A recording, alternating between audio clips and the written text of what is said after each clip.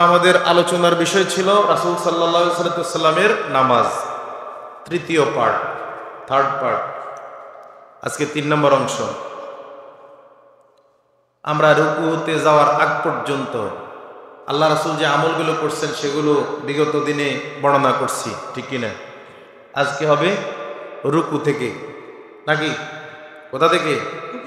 রুকু থেকে। এখন রুকুতে আমরা যে যাই, রুকুতে যাওয়ার জন্য আমরা কি আগে আল্লাহু আকবার বলবো, না আগে নিজের ফিজিক্যালি যেই স্ট্রাকচারটা, অর্থাৎ রুকুতে গিয়ে তারপর আল্লাহু আকবার বলবো? কোনটা? আগে আল্লাহু আকবার পরে রুকুতে যাওয়া, আগে আল্লাহু আকবার পরে রুকুতে যাওয়া।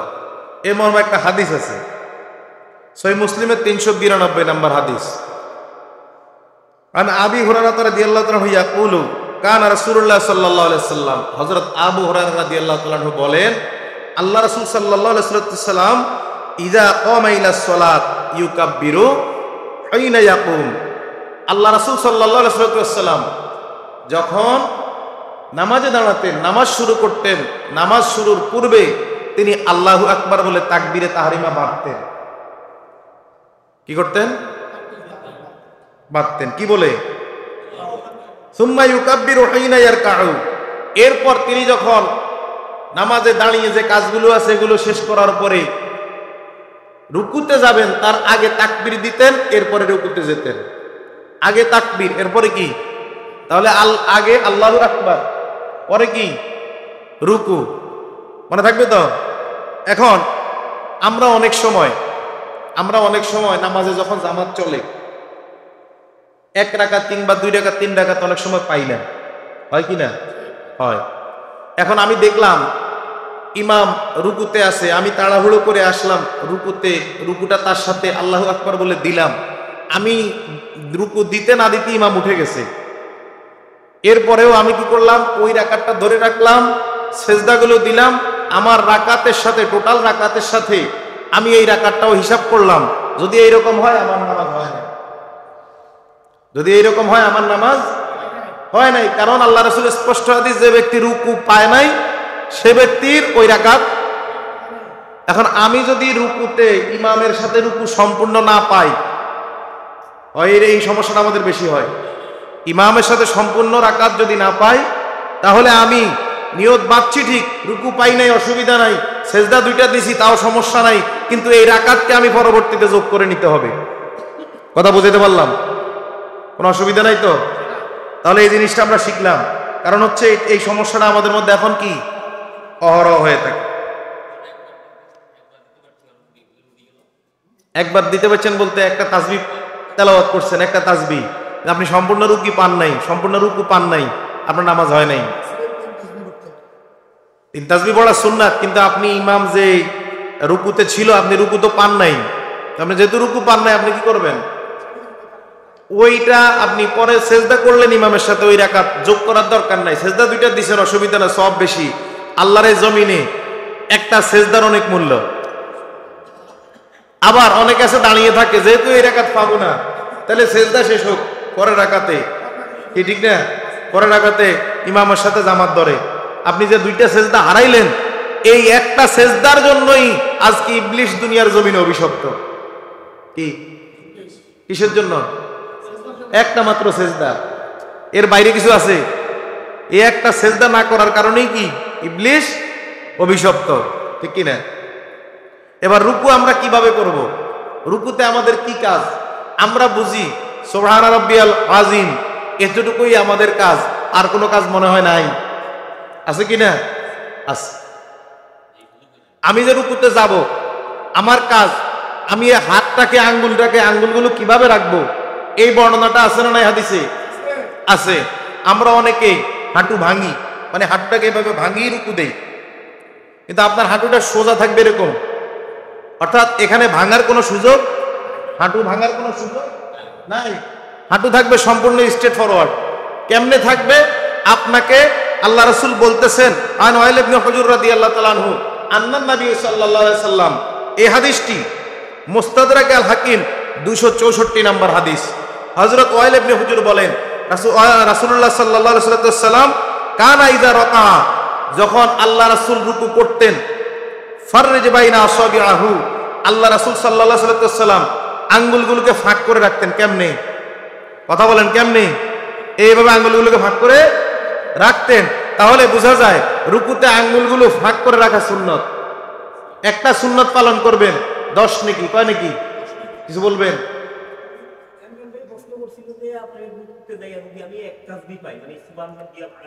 হ্যাঁ হ্যাঁ, না আমি তো ওনারে বলে দিছি, আপনি রুকু পান নাই।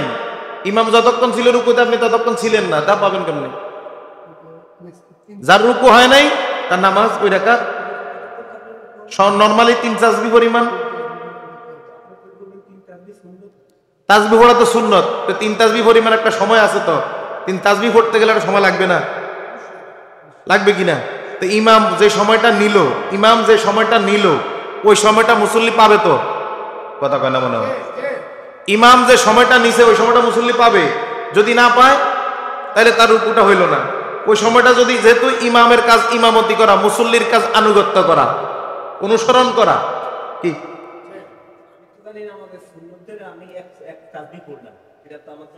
হ্যাঁ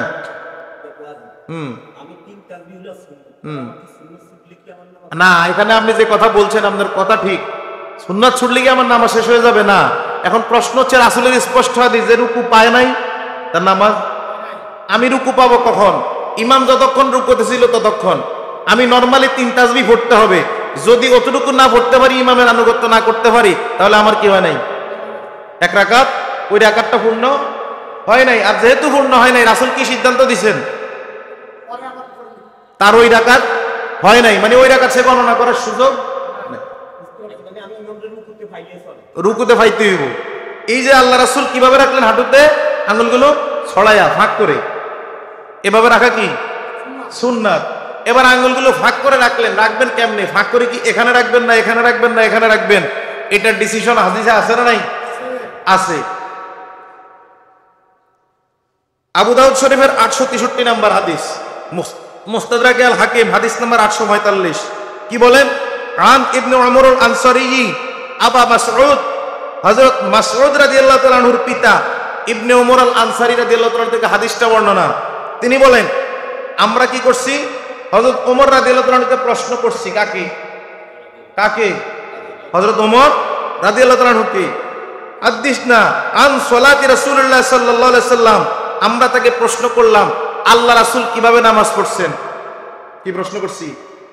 আল্লাহ রাসূল কিভাবে নামাজ আদায় করছেন। ফাকামা বাইনা আইদিনা ফিল মসজিদ, হযরত ওমর রাদিয়াল্লাহু তাআলা আমাদের সামনেই কি করলেন? দাঁড়িয়ে গেলেন, মানে দেখানোর জন্য কিভাবে রাসূল নামাজ পড়ছেন, প্র্যাকটিক্যালি দেখানোর জন্য।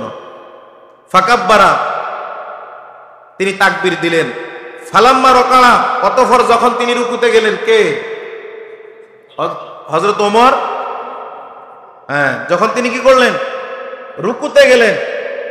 ফালাম্মা রাকা ওয়াদা ইয়াদাইহি আলা রুকবাতাইহি, তখন তিনি কি করলেন? তার আঙ্গুলগুলোকে হাঁটুর উপরে রাখলেন। কোথায় রাখছেন? কোথায় রাখছেন? হাঁটুর উপরে রাখলেন। ওয়াজাআলা আসাবিআহু আসফালা মিন যালিক, আল্লাহ রাসূল সাল্লাল্লাহু আলাইহি ওয়াসাল্লামের হাদিস থেকে হযরত ওমর রাদিয়াল্লাহু তাআলা যেই দৃশ্যটা দেখালেন, সেটা হচ্ছে তিনি তার হাতটাকে এভাবে ধরলেন, আঙ্গুলগুলো হাঁটুর নিচ পর্যন্ত ধরলেন। কতটুক? তাহলে বোঝা যায় আমি নামাজে হাঁটুর উপরে যদি হাত ধরি হবে না, কোথায় ধরতে হবে? হাঁটুর নিচ পর্যন্ত, যাতে আমার আঙ্গুলটা হাঁটুর নিচে টাচ করে। কথা বুঝাতে পারলাম? তাহলে রুকুতে এইভাবে হাত ধরতে হবে। রুকুতে মাথা কিভাবে রাখবো আমরা অনেকেই জানি না। আমরা অনেকে মনে করি রুকু যখন আমরা দেই, করি না, রুকুতে আমার দৃষ্টি কোথায় থাকবে? কোথায় থাকবে? কোন জায়গায়? সেজদার জায়গায়। কোন জায়গায়? সেজদার জায়গায়। এই জায়গায় আমরা অনেকে ভুল করি, আমরা মনে করি 2 পায়ের ফাঁকে থাকবে, এজন্য আমরা মাথাটাকে একটু নিচু করি। নিচু করার কারণ কি? আমি পায়ের দিকে তাকাইতে গেলে মাথা নিচু হবে, নিচু হবে না? মাথা নিচু হবে। কিন্তু আল্লাহ রাসূল এভাবে থাকেন নাই। আমাকে যদি সোজা থাকতে হয়, রুকুতে থাকতে হবে সোজা। সোজা থাকতে গেলে মাথা রাখতে হবে সোজা, সমান্তরাল। মাথা যদি নিচের দিকে দেয়, আমার বডিটা কিন্তু সোজা থাকবে না, পিঠটা কিন্তু সোজা। এটা উটের কুঁজের মতো, উটের কুঁজের মতো এরকম হয়ে যাবে, ঠিক না?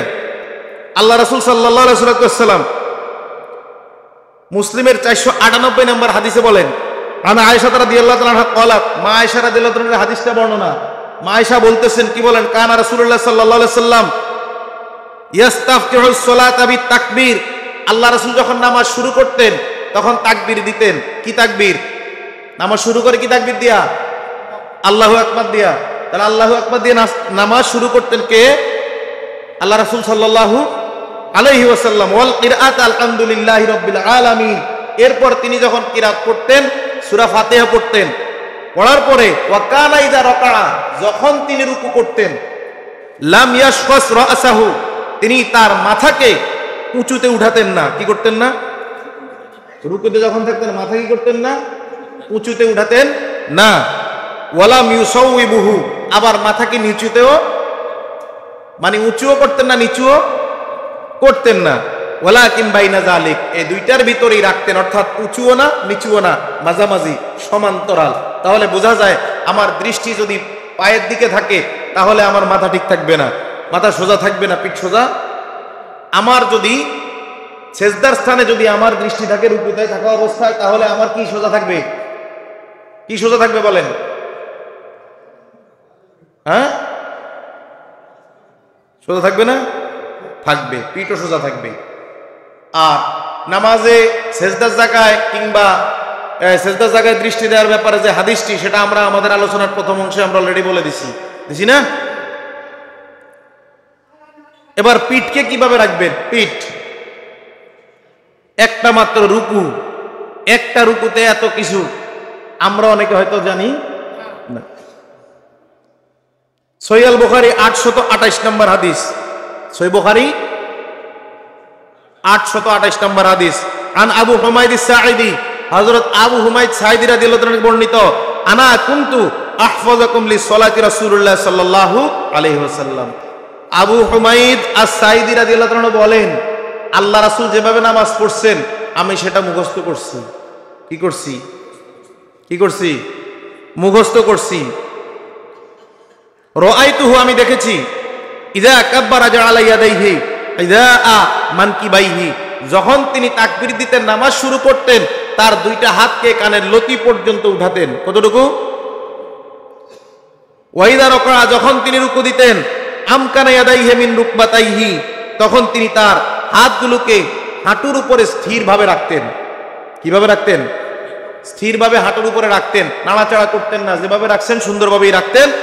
এরপরে বলছে সুম্মা হাসরা যহরাহু, তারপর তিনি তার পিঠকে সমান্তরাল রাখতেন। কিভাবে রাখতেন? সমান্তরাল। তাহলে আমরা রুকুতে কিভাবে যেতে হবে, রুকুতে কোন সময় কি করতে হবে এতটুকু পাইলাম, হাত কিভাবে রাখতে হবে, দৃষ্টি কোথায় থাকবে এতটুকু পাইলাম। এবার রুকুতে আমরা কি পড়ি? কথা বলেন, রুকুতে আমরা কি পড়ি? সুবহান রাব্বিয়াল আযীম, এতটুকুই তো আমরা পড়ি। কথা বলেন। সূরা আলা যখন নাজিল হয়, সাব্বিহ ইসমা রাব্বিকাল আ'লা, আল্লাহ রাসূল সাহাবায়ে কেরামদেরকে বলছে, তোমরা সেজদায় বেশি বেশি বলবা সুবহান রাব্বিয়াল আ'লা। যখন সূরাতে নাজিল হয়েছিল সাব্বিহ ইসমা রাব্বিকাল আ'লা, সূরা আলার প্রথম আয়াত মনে আছে? আবার যখন সূরা ওয়াকিয়া, পবিত্র কোরআনের 56 নম্বর সূরার 96 নম্বর আয়াত, ফাসাব্বিহ বিসমি রাব্বিকাল আযীম, এই আয়াত নাজিল হয়, আল্লাহ রাসূল সাহাবায়ে কেরামদেরকে বলছে, তোমরা রুকুতে সুবহান রাব্বিয়াল আযীম বলো। এরপরে আল্লাহ রাসূল আরো অনেকগুলো কথা বলছেন, সুবহান রাব্বিয়াল আযীম ওয়া বিহামদিহি। এটাও পাওয়া যায় আবু দাউদ শরীফের 871 নম্বর হাদিস। তাহলে আমরা যেটা সুবহান রাব্বিয়াল আযীম বলতাম সেটারও দলিল আবু দাউদ শরীফের 871 নম্বর হাদিস। সুবহান রাব্বিয়াল আযীম ওয়া বিহামদিহি, এটাও বলতে আল্লাহ রাসূল সাল্লাল্লাহু। এবার বলছে ফাসাব্বিহ বিসমি রাব্বিকাল আযীম, সূরা ওয়াকিয়ার লাস্টের আয়াতটা 96 নম্বর আয়াত। এটাও যদি কেউ সেজদায় পড়ে তার সেজদা তাসবিহ আদায় হয়ে যাবে কিনা? যাবে। সহিহ বুখারী 794 নম্বর হাদিস, আল্লাহ রাসূল রুকুতে কি বলতেন? সুবহানাকা আল্লাহুম্মা রাব্বানা ওয়া বিহামদিকা আল্লাহুম্মা গফিরলি, হে আল্লাহ সকল প্রশংসা তোমার, তুমি পবিত্র, আমাকে ক্ষমা করে দাও। তাহলে এই একটা তাসবিহ রুকুতে পাওয়া যায়, আল্লাহ রাসূল নিজে কি করছেন? তেলাওয়াত করছেন। এটা যদি আমরা করি তাহলে আমাদের গুনাহ মাফ হবে কিনা? হবে কি না? সূরা ফাতিহা আল্লাহ রাসূল কি বলছিল? আল্লাহ বলছেন যা চাও তাই দিমু। কি মনে আছে নি কথাটা গত জুমার আলোচনা? যা চাও। এখন আমরা যদি বলি আল্লাহুম্মা গফিরলি, এই তাসবিহটা যদি আমরা বেশি বেশি পড়ি, সুবহানাকা আল্লাহুম্মা রব্বানা ওয়া বিহামদিকা আল্লাহুম্মা গফিরলি, এটা যদি বেশি বেশি পড়ি, তাহলে আমার গুনাহগুলো মাফ করে দিবে কে? আল্লাহ রাব্বুল আলামিন। বলে আমিন। সহিহ বুখারী হাদিস নাম্বার 794 গেল। এবার আসেন সহিহ মুসলিম 487 নম্বর হাদিস, একই হাদিস 223 নম্বর হাদিস। আবু দাউদ শরীফ হাদিস নাম্বার 872, সুবহুন কুদ্দুসুন রব্বুল মালাইকাতি ওয়ার রূহ, এটাও আরেকটা তাসবিহ। রুকুতে আল্লাহ রাসূল তেলাওয়াত করতেন। সহিহ মুসলিম হাদিস নাম্বার 771 এবং 201। সময় অল্প, এই জন্য একবারে অল্প ছোট ছোট করে কথা বলতেছি, বিস্তারিত বলি না। আল্লাহুম্মা লাকা রাকাতু, আল্লাহ রাসূল রুকুতে এই দোয়াটা বেশি পড়তেন। আল্লাহুম্মা লাকা রাকাতু, হে আল্লাহ আমি তোমার উদ্দেশ্যে রুকু দিলাম, মানে মাথা নত করলাম। ওয়াবিকা আমানতু, তোমার প্রতি ঈমান আনলাম। ওয়ালাকা আসলামতু, তোমার কাছে আত্মসমর্পণ করলাম। কয়টা কথা বলছে? কয়টা কথা বলছে? এক নম্বরে আমি তোমার কাছে মাথা নত করলাম, 2 নম্বর তোমার প্রতি ঈমান আনলাম, 3 নম্বর বলছি কি? আমি তোমার কাছে আত্মসমর্পণ। কয়টা হইল? 3টা। খশা লাকা সামঈ, আল্লাহ তোমার ভয়ে সব সময় ভীত থাকে আমার শ্রবণ শক্তি। তোমার ভয়ে ভীত থাকার কারণে আমি আমার কান দিয়ে অশ্লীল কথাবার্তা, বেহায়াপনা কথাবার্তা আমি শুনি না, শুনতে চাই না। আমার কান সব সময় কি থাকে? তোমার ভয়ে ভীত থাকে। ওয়াবাসরে, আমার দৃষ্টি, তোমার ভয়ে ভীত থাকে আমার দৃষ্টি। কারণ আমি এই চোখ দিয়ে অশ্লীল খারাপ গুনার কাজগুলো চোখ দিয়ে দেখতে পাই, কিন্তু এরপরও কিন্তু কি করি না? আমি দেখতে চাই না, আমি আমার নজরটাকে সরিয়ে নেই। কারণ কি? ভয় করি কাকে? কাকে? আল্লাহ রাব্বুল আলামিনকে। এরপরে বলছো অমুখী, আমার মস্তিষ্ক তোমার ভয়ে ভীত। কারণ কি? কারণ আমরা যত ধরনের ভালো চিন্তা, খারাপ চিন্তা, গুনার চিন্তা, জিনার চিন্তা, সব চিন্তা মাথা থেকে করি। কথা বলেন। এজন্য আল্লাহ রাসূল সাল্লাল্লাহু আলাইহি ওয়াসাল্লাম আল্লাহকে বললেন, আল্লাহ আমার কান, আমার চোখ, আমার মস্তিষ্ক। এরপরে বলছেন কি? দেখেন 5টা কথা বলছেন। ও আজমি, আমার হাড়গুলো। এরপরে বলছেন ও আসবি, আমার স্নায়ু। এই সকল কিছুই তোমার ভয়ে সব সময় কি থাকে? তো থাকে। আল্লাহ রাসূল সাল্লাল্লাহু আলাইহি ওয়াসাল্লাম আরো অনেকগুলো কথা বলছেন। রুকুতে সময় কম, এজন্য বললাম না। এবার আসেন রুকু থেকে উঠার সময় আমরা পড়ি কি? সামি আল্লাহু লিমান, এটাই তো আমরা বেশি পড়ি। এরপরে ইমাম যদি সামি আল্লাহু লিমান হামিদা বলে, কিংবা নিজেই পড়লেন একা একা নামাজ, সামি আল্লাহু লিমান হামিদা, পরের অংশ আপনি কি পড়বেন? রব্বানা রব্বানা, এখানে একটা ওয়াও আছে, রব্বানা ওয়া লাকাল হামদ। এটা সহিহ মুসলিম হাদিস নাম্বার 392। সহিহ মুসলিম হাদিস নাম্বার রব্বানা ওয়া লাকাল হামদ, এতটুকু আসছে। কিন্তু পরেরটাতে সহিহ বুখারী 799 নম্বর হাদিস, সেখানে আসছে রব্বানা ওয়া লাকাল হামদ হামদান কাসীরান তাইয়িবান মুবারাকান ফিহি। সহিহ বুখারী 799 নম্বর হাদিসটি ইবনে জুরাকি রাদিয়াল্লাহু তাআলা থেকে বর্ণিত। জুরাকি বলেন, আমরা অনেকগুলো সাহাবী রাসূলের পেছনে রাসূলের ইমামতিতে নামাজ আদায় করলাম। ইমামতিতে আল্লাহ রাসূল যখন সামি আল্লাহু লিমান হামিদা বললেন, মাথাটা উঠালেন, পেছন থেকে একজন বলে উঠলেন, কি বলছেন? রব্বানা ওয়া লাকাল হামদ হামদান কাসীরান তাইয়িবান মুবারাকান ফিহি। এটা তেলাওয়াত করা শেষ, রাসূল সালাম ফিরাইলেন। ফিরানোর পরে এবার জিজ্ঞাসা করলেন, কে এই কথা বলছো? মানিল মুতাকাল্লিম, কে বলছো? কে এই কথাটা বলছো? কি বলছে? হামদান কাসীরান তাইয়িবান মুবারাকান ফি, কে বলছো? সাহাবী উত্তর দেয়, আমি বলছি। কারণ এটা আল্লাহ রাসূল আগে শিখায় নাই সাহাবায়ে কেরামকে। এটা কি? এখন এই সাহাবীর জবান থেকে কথাটা বের করছে কে? কথা বলেন, কে বের করছে? আল্লাহ রাসূল উত্তর দেয়, আমি নিজে দেখলাম 30-এর অধিক ফেরেশতা তোমার এই দোয়ার কারণে কে কার আগে কত বেশি সওয়াব লেখা যায় প্রতিযোগিতা শুরু করে দিছে। কি দিছে? প্রতিযোগিতা। আমরা নামাজই তো পড়ি না, এত সওয়াব লমু কোন জায়গায়? কি কথা কেন? ঠিক না? নামাজই তো আদায় করি না, এত সওয়াব পাবো কই?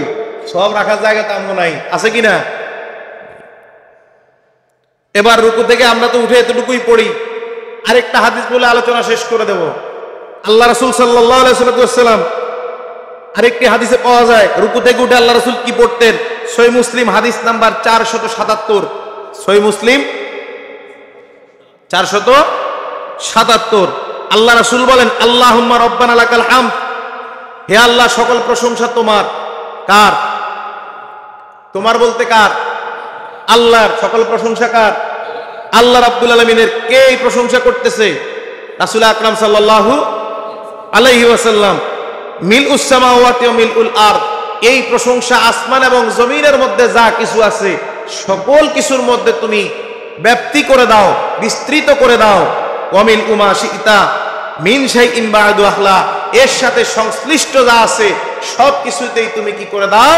তোমার এই প্রশংসাকে নিমজ্জিত করে দাও, প্রশংসায় ভরপুর করে দাও, পরিপূর্ণ করে দাও।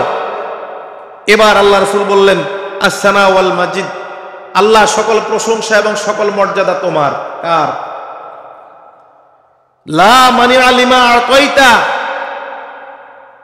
আল্লাহ যদি তুমি কাউকে মর্যাদা দান করো তোমাকে বাধা দেওয়ার কেউ আছে কিনা?